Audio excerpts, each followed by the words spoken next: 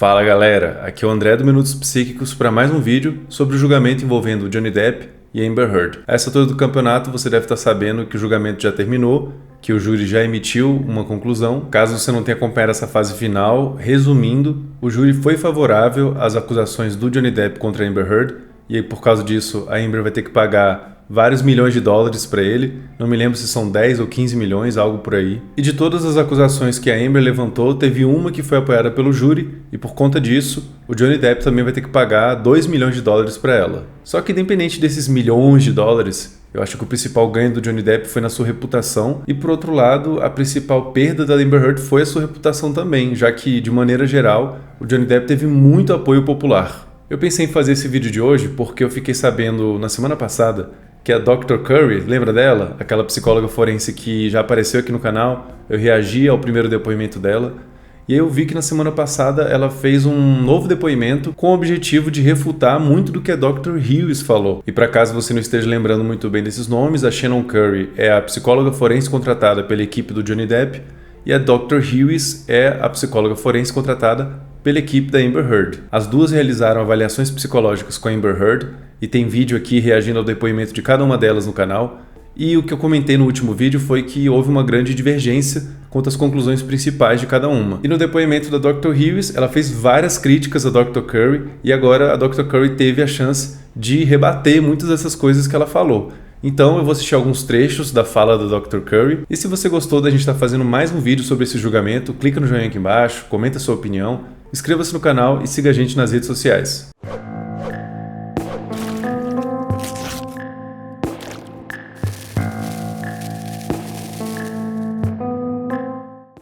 Can you remind the jury who you are and what you do? Sure. I'm Dr. Shannon Curry. I'm a clinical and forensic psychologist, and I'm here today to rebut the testimony that was provided by Dr. Hughes. Which of the opinions rendered by Dr. Hughes do you intend to rebut? So generally speaking, there are three main categories that I'd like to talk about today. So the first is that Dr. Hughes misrepresented the tests and the results that she utilized in her evaluation. She misrepresented my testing and the results that I obtained in my evaluation. And she communicated in a manner, provided testimony in a manner that presented essentially her own opinions and the self-report of Ms. Comentei sobre Heard isso, as né? facts. Não sei se você se lembra do que eu falei no vídeo sobre a Dr. Hughes, mas muitas das conclusões que eu tive foram numa direção parecida com o que a Dr. Curry está falando aqui, especialmente essa parte final sobre tratar falas e resultados de testes como fatos observados diretamente. Okay, the first category you talked about was the misrepresentation of her own test methods and results. What do you mean by that? So Dr. Hughes she stated that she administered 12 tests. In actuality, she used 8 checklists. Nossa, isso aí é grave, viu? About half of those were symptom checklists. The other half were checklists about experiences that people can have with domestic violence. Isso aí and those are muda not tudo. appropriate for forensic settings. They are easily exploited. She also stated that these checklists revealed things that they simply cannot reveal, especially in this context. She also misrepresented information, clear indications on several of the objective measures that she offered. And there were indications visible that Ms. Heard had essentially engaged in what we call response distortion. So clear indications of exaggeration on one of the measures that's specific to PTSD, clear minimization of symptoms intentional on another more broad personality and psychopathology-based measure that she gave to Ms. Heard, which she did not acknowledge. Isso que a Dr. Curry falou agora é muito relevante. Se tudo que ela falou procede mesmo, isso quer dizer que a avaliação que a Dr. Hughes conduziu já estava enviesada desde a escolha dos instrumentos, ou seja, desde a fase inicial. Talvez você esteja se perguntando qual que é a diferença de um teste para um checklist ou uma lista de verificação, como a gente poderia traduzir para o português. Os testes formais geralmente envolvem o que a gente chama de estudo de validação, no qual são coletados dados com muitas pessoas, verifica-se todos os mínimos detalhes do teste, então, como um todo, o processo é muito rigoroso e formal. Não é que no caso do checklist não tenha nenhum rigor. Tem também algum rigor, tem alguma técnica envolvida, mas tanto a sua construção quanto o seu desenvolvimento não tem o mesmo nível de rigor e o mesmo nível de cuidado que você observa num teste formal. Então, para o contexto forense, você utilizar, como ela disse, dos 12 testes, né, a maioria eram checklists. Isso deixa a gente com o pé bem atrás quanto às conclusões que a Dr. Hughes chegou, porque daqui a pouco ela vai explicar melhor esses checklists, e aí você vai notar que, como são instrumentos mais simples, até porque eles foram pensados para um contexto mais específico geralmente, eles não têm uma série de controles que você observa num teste, como escalas voltadas para identificar fingimento ou exagero. E no contexto forense, o ideal é você tomar o máximo de precauções possíveis, porque as pessoas que estão sendo avaliadas têm uma grande motivação de se apresentarem de uma maneira que beneficie elas mesmas. Did you intend to address anything relative to the CAPS-5? I did. So Dr. Hughes administered the CAPS-5 about 10 days after I did, almost 2 years after she initially tested Ms. Heard, and she did not administer the test appropriately. So she left major components blank. She didn't apply the scoring rules that are clearly outlined with the test, and yet she diagnosed Ms. Heard with PTSD based on that assessment. What about Dr. Hughes's use of the personality assessment inventory? So of the tests that Dr. Hughes administered, 2 would be considered, of those 12, 2 would be considered what we call forensically relevant instruments, meaning that they're objective enough and they provide us with some information about how the examinee approached the test, that it would be appropriate for this setting. Now, on the PAI, there were clear indications that Ms. Heard was responding and obtained scores in a manner that's consistent with individuals who have a personality disorder. And there was a configuration that showed that even though Ms. Heard had moderately elevated one of the skills that can be associated with trauma, that elevation is better explained by childhood or distant traumatic experiences like the complex trauma Ms. Heard reported experiencing growing up. Aqui a Dr. Curry está trazendo problemas bem graves mesmo, do tipo não utilizar os procedimentos formais que são previstos no manual do teste para corrigi-lo e para interpretá-lo. Quando você pega um teste e você não adota o procedimento exato, tanto de aplicação quanto de interpretação, você coloca em sérias dúvidas qualquer conclusão tirada a partir desse instrumento. Além disso, ela também está sugerindo que a Dr. Hughes meio que ignorou de propósito, fingiu que não viu, indicações sérias de que, sim, a Amber Heard apresentou pontuações coerentes com alguém que tem um transtorno da personalidade no teste que a Dr. Hughes aplicou. You said that Dr. Hughes utilized checklists that are not appropriate for forensic analysis. Can you explain that?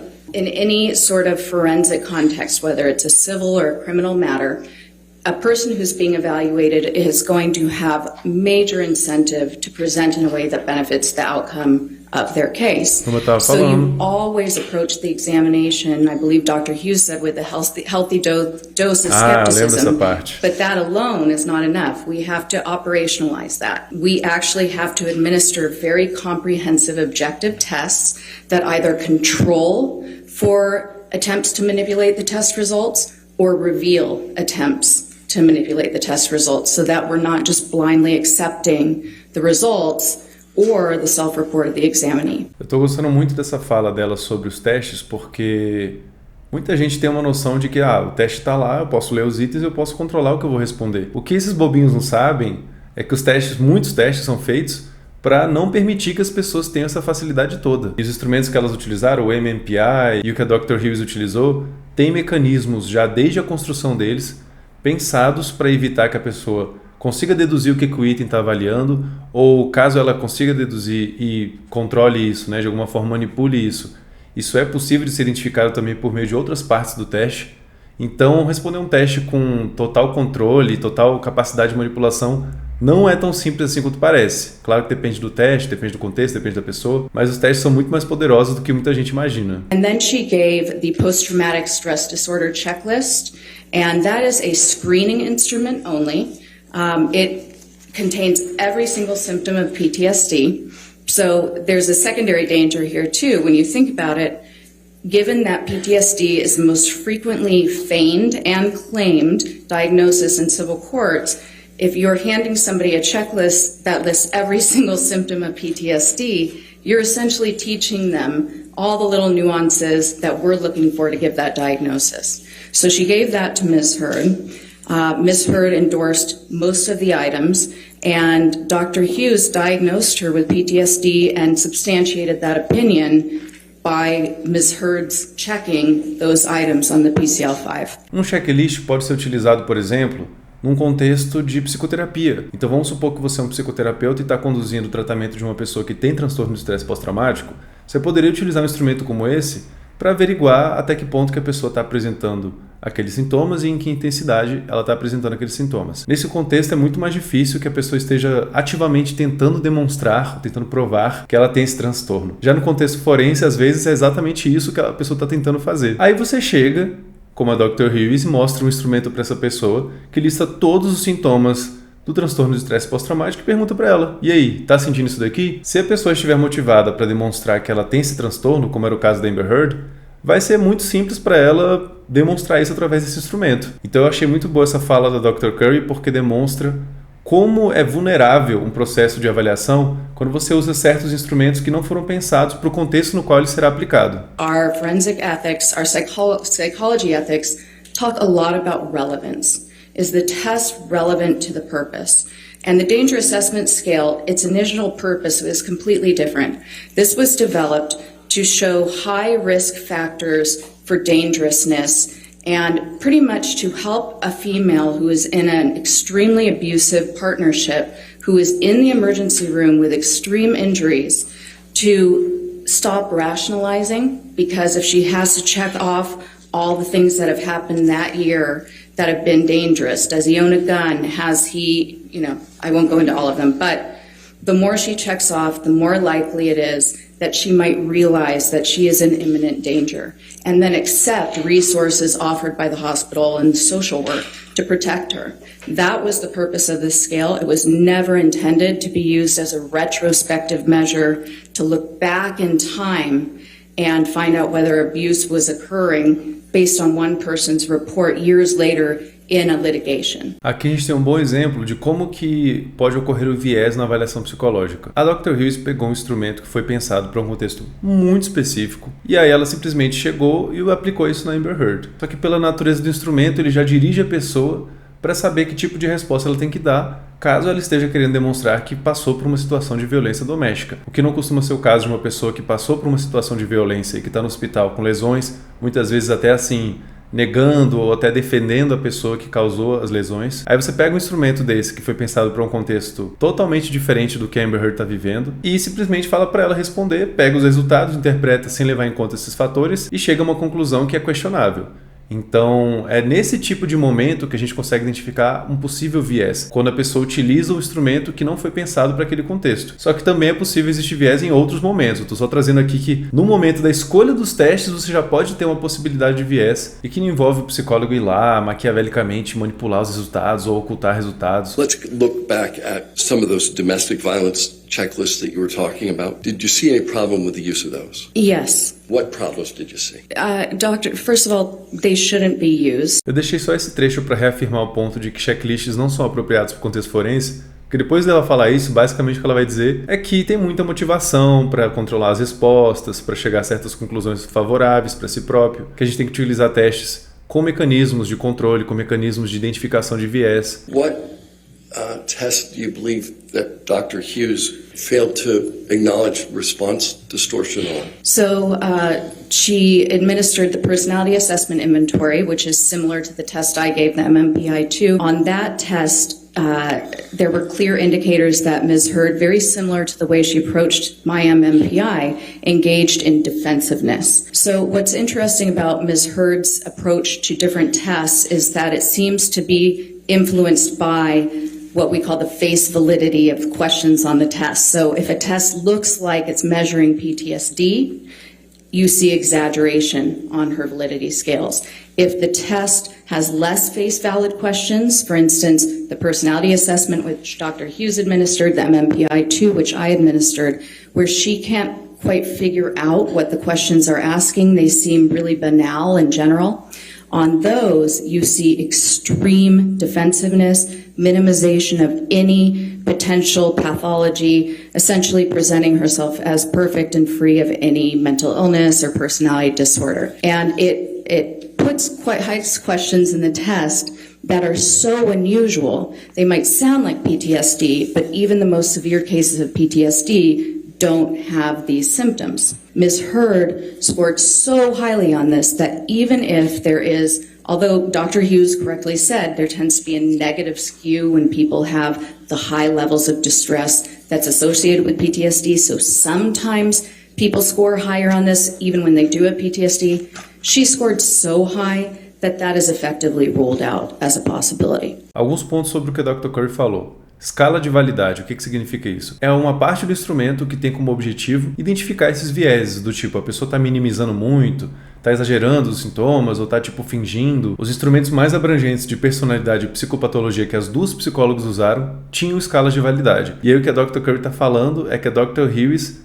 meio que assim, não deu muita moral para as evidências que estavam presentes até no instrumento que a própria Dr. Hughes aplicou. A gente não tem como chegar lá e averiguar direitinho qual foi a pontuação dela nos dois testes, mas se o que a Dr. Curry está falando é verdade, então significa que nas escalas de validade dos dois instrumentos que as duas psicólogas escolheram, cada uma escolheu um, você tem evidências de que a Amber Heard respondeu o teste de uma forma muito enviesada. E depois ela explica um pouco do que é um desses vieses que ficou bem aparente na maneira como a Amber Heard responde o teste, que é o que a gente chama de validade de face. O que significa isso? Significa que você olha para um item, você lê uma afirmação, por exemplo, eu ando me sentindo muito triste. Se você lê essa afirmação, você meio que intuitivamente já sabe do que aquilo trata. E o que ela está dizendo é que quando a Amber Heard lia itens que pareciam estar ligados a transtorno do estresse pós-traumático, ela exagerava geralmente esses sintomas, ela colocava o número mais alto que tinha naquela escala. Só que a Amber também teve esse padrão de marcar respostas muito altas para sintomas que não tinham a ver com transtorno do estresse pós-traumático, mas que poderiam aparentar ter a ver.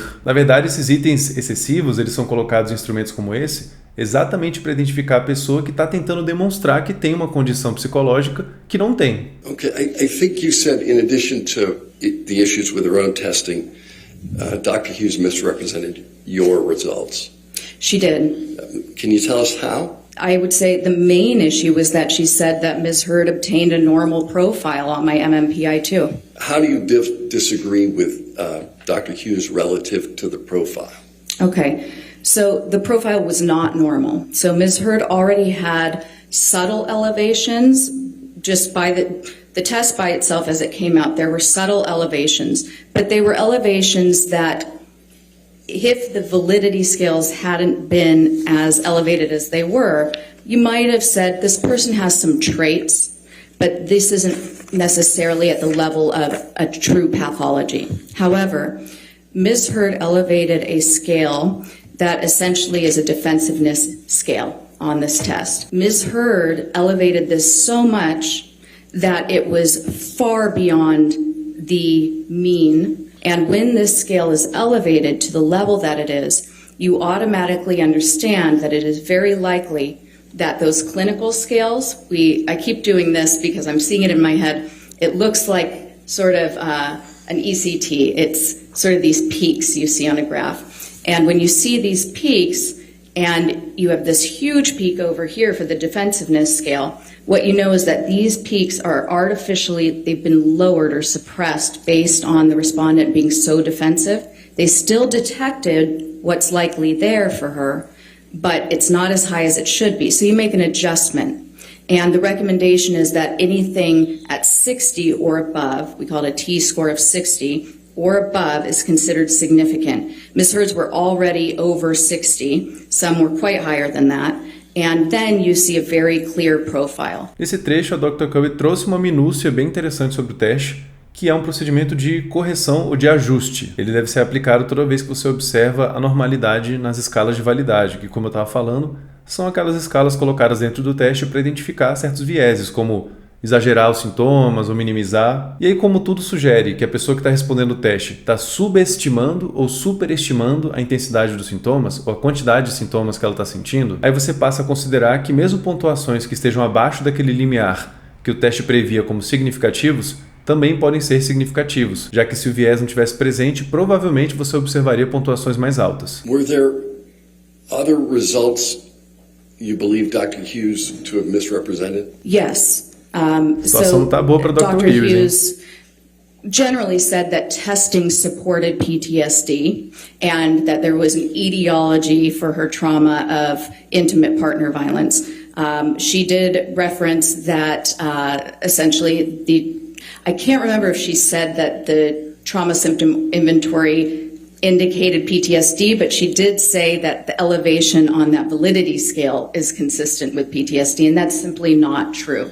That scale was designed and has been tested and shown to be there to show when somebody is endorsing extremely unusual items that are not consistent with PTSD. And even though when some people are experiencing PTSD, their distress level is so high that they'll engage in what we call a cry for help, and they may sometimes exaggerate distress. Again, when you're looking at scores as high as Ms. Hurd's, and then you're not seeing indications of PTSD in the more subtle tests where she doesn't know what she's endorsing, it's good evidence that her over-endorsement on that one test is because of the reason the scale was made, to detect exaggeration and feigning of symptoms. Is this the test that resulted in the 98th percentile? Ah, lembro dessa história. Yes, on that atypical response scale. And what does that 98th percentile score represent? So that 98th percentile score just represents that she scored more of those unusual items that are not consistent with PTSD than 98% of people who have ever taken that test. Já faz tempo que eu fiz o vídeo reagindo ao depoimento da Dr. Hughes, mas se eu não estou enganado, isso aqui que foi perguntado no final foi porque a Dr. Hughes, no depoimento dela, falou assim: a Dr. Curry foi lá, interpretou o teste, falou de percentil de 98%, mas o manual diz que não é para utilizar percentil. Se foi isso mesmo, então a Dr. Curry que está basicamente dizendo que aquela crítica não fazia muito sentido. E agora há pouco eu falei sobre essa questão dos itens que são incluídos no teste, itens que trazem sintomas muito exagerados, para identificar a pessoa que acha que é a sabichona e que, quando vê itens muito exagerados, marca uma pontuação alta, mesmo que na verdade aqueles itens não estejam conectados a nenhum transtorno específico. I think the third thing you indicated you were going to talk about was self-reports and personal opinion as facts. What are you talking about there? So in any science and in psychology specifically, it's really important that we use precise language and we say what we mean and we do not present opinions as facts, because when you are in the role of an expert witness or an expert in any setting, essentially a layperson may not be able to detect the difference between something that is a personal opinion that you're giving versus something that is substantiated by research data, test data, reliable test methods. Our ethics talk about, especially the specialty guidelines of forensic psychology, the responsibility we have to distinguish between data, then inferences we're making from that data, what the data can mean, sort of like those tables I do. I put the data, the inferences based on the research, and then what my ultimate opinion is, integrating all of that data. And it's very important that we clarify that to the fact finder, to the judge, the jury. That's our responsibility, that we do not cloak personal opinions or the self-report of an examinee as an expert fact or somehow scientifically based when it is just a personal opinion or self-report of an examinee. Quanto a essa crítica, eu acho que a Dr. Hughes mandou muito mal mesmo, e ela foi contraditória porque no começo do depoimento ela falou assim: não, porque a gente tem que fazer a avaliação sempre com uma boa dose de ceticismo. E ao longo do resto do depoimento, principalmente mais pro final, ela ficava falando do relato da Amber Heard como se fossem fatos objetivos, como se tivesse sido gravado 24 horas por dia. E aí, na sutileza da maneira como você fala as coisas, você pode passar uma visão de que certas coisas são certas, são diretamente verificáveis, quando não são, quando são basicamente fruto de um relato da pessoa que sofreu a violência, que é relevante, mas não é prova definitiva de que aconteceu o que ela disse que aconteceu. When did Dr. Hughes do this most? She did this most when describing instances of alleged IPV. And there's also an issue there because one of our ethics also discusses the importance of relevance and withholding, essentially constraining our testimony to the data and not including private information, personal information that unnecessarily compromises the dignity of any of the litigants. She provided a lot of what was Ms. Heard's report to her, the allegations of abuse, when describing Mr. Depp, who she had not examined, when describing Mr. Depp's behavior, his motivations. I believe she used the word obsessive jealousy quite a few times, talked about Ms. Heard being in a highly dangerous situation. These are simply things that we cannot detect based on testing and a psychological evaluation. We have to evaluate the person, we have to get consent, and we can only describe an individual, not whether or not IPV has occurred. And we certainly shouldn't go into explicit details about sexual encounters or other things that are highly prejudicial, shocking, and hard to forget. Foi principalmente por causa disso que eu falei que a Dr. Hughes estava apelando muito no depoimento dela, porque ela fez tudo isso que a Dr. Curry falou. Se você tiver com dúvida, assiste lá de novo o depoimento dela que você vai ver que ela fez exatamente isso. Eu poupei você de alguns detalhes sórdidos, mas no depoimento da Dr. Hughes, ela fica narrando em detalhes minuciosos e ela sempre trazia esses relatos como fatos. Ela falava assim, o Johnny Depp fez tal coisa, meteu a mão não sei aonde, o Johnny Depp fez aquilo, sendo que ela nem mesmo avaliou o Johnny Depp, não teve uma entrevista com o Johnny Depp e estava falando sobre várias questões, tanto comportamentais quanto psicológicas, sobre o Johnny Depp. Esse último ponto que ela trouxe é realmente muito importante. Você traz tantas informações quanto forem realmente necessárias para embasar as suas conclusões, mas tinham várias coisas que ela ficou trazendo ali que, cara, era desnecessário, totalmente assim, desagradável para quem estava ouvindo, falando de coisas que não existem provas cabais de muitas das coisas que ela estava falando ali. Então, por isso, me passou uma forte impressão de que ela estava forçando a barra para tentar impressionar o júri, para tentar deixar o júri sensibilizado com a situação. Só que aí eu acho que ela se perdeu e esqueceu da tal da dose de ceticismo saudável que deve ser utilizada numa avaliação no contexto forense. Dr. Hughes says that Ms. Heard has PTSD. Do you agree? I do not. Why not? There was no evidence of PTSD. Dr. Hughes had suggested that perhaps Ms. Heard's PTSD was somehow triggered. What's your view on that? I would say that it can't be triggered if PTSD isn't present. Eu quis deixar esses trechos porque as respostas da Dr. Curry foram muito boas. Ela basicamente assim falou, olha, eu discordo porque não tem evidência a favor disso. E eu fiz questão também de deixar isso porque daqui pra frente, nos próximos trechos, se eu não me engano, começa a aparecer a parte da fala da Dr. Curry que envolve as perguntas da advogada da Amber Heard, porque até agora era a equipe legal do Johnny Depp que estava fazendo perguntas para a Dr. Curry. E eu não coloquei muitos trechos dessa advogada porque eu achei que ela forçou muito a barra, as argumentações dela não foram muito boas, assim, eu acho que ela também forçou um pouco, porque acho que não tinha muito o que utilizar, na verdade. Daí ela fica fazendo questionamentos para coisas que a Dr. Curry já falou, ou ela fica insistindo para a Dr. Curry dar uma resposta para que seja favorável para a equipe dela. E aí eu trouxe alguns trechos só para ilustrar, só para vocês entenderem para que direção que foi, mas realmente eu não achei que agregaria muito trazer vários trechos, porque, na verdade, grande parte da fala dessa advogada é pedindo para a Dr. Curry ficar confirmando informações que já estão de conhecimento público. Now, you've said quite a bit about Don Hughes, but do you remember how many years of experience Don Hughes has in IPV and domestic abuse and violence? I know it's quite a bit. É ótimo ter vários anos de experiência, isso mostra que você é uma pessoa relevante na sua área, mas não prova que o que você diz é verdade, não quer dizer que você não pode cometer erros, mas quanto a essa última parte de tratar opiniões como fatos ou autorrelato como fatos, basta assistir o depoimento dela para chegar a essa conclusão. Now, Dr. Hughes administered a full intimate partner violence assessment, correct?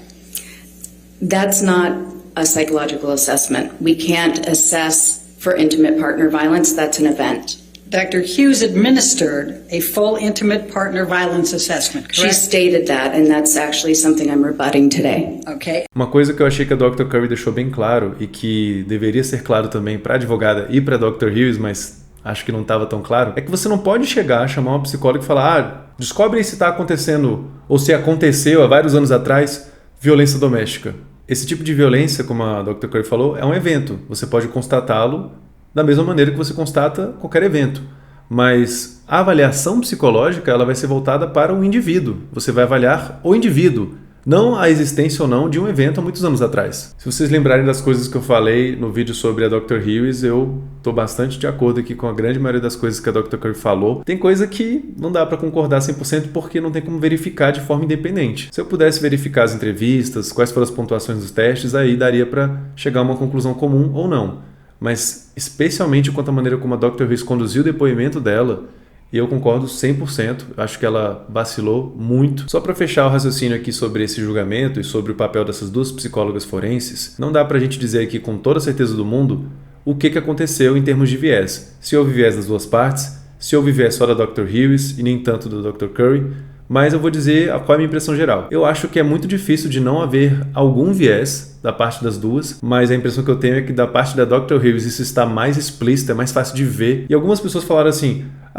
mas a Dr. Curry chegou a conclusões favoráveis à equipe legal do Johnny Depp, logo existe viés na avaliação dela. Não é bem assim, na verdade, porque você não pode olhar para o resultado final de uma avaliação e dizer que teve viés, não é assim. Você tem que olhar em que parte do processo de avaliação houve viés. Foi na escolha dos instrumentos? Foi na interpretação deles? Teve algum dado que não foi totalmente reportado por elas no relatório final? Com base nisso, a gente consegue dizer que houve viés ou não. Mas só com base no resultado final, é perfeitamente possível que ela tenha feito uma avaliação tecnicamente adequada e que levou sim à conclusão que é favorável à situação do Johnny Depp. Eu cheguei a procurar, mas eu não achei uma réplica da Dr. Hughes, a réplica da Dr. Curry. Se isso aconteceu, por favor, me contem aqui embaixo nos comentários que eu posso pensar em fazer um outro vídeo reagindo à resposta da Dr. Hughes, mas até onde eu vi ela não fez isso. Mas se tivermos alguma outra parte desse julgamento que você acha que seria legal para a gente trazer aqui, que daria para a gente discutir questões ligadas à psicologia, à avaliação psicológica, deixa aqui nos comentários também.